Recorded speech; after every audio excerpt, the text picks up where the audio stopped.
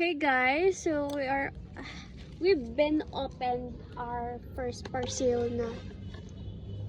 So yeah, na-cut na ko ang video, but again, this is Hos Deck 2-in-1 pang curler na din siya, and then her straightener.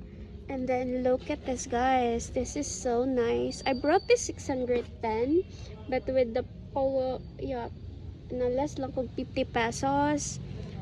Mas mahal siya. Naka-promo sa ilang tag 300, but I think that is small. But this one, this is big, this is huge, and I think this is better. Yeah. And I haven't tried this one, but later on na lang. Okay, kakadisturbo ang ato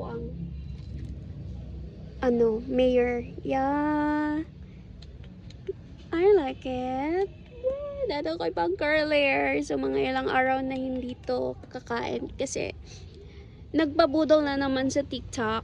So, next parcel.